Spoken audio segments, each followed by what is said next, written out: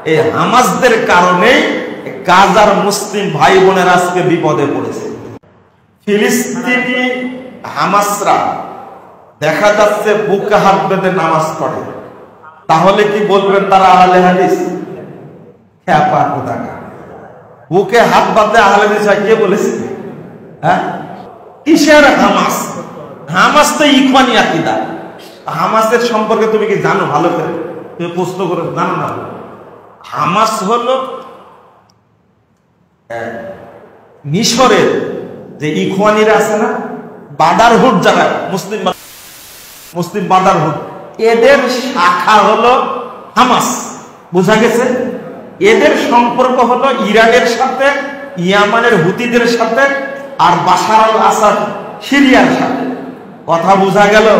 হিজবুল্লাহর সাথে এদের সম্পর্ক, আহলে হাদিসদের সাথে এদের কোনো সম্পর্ক নাই।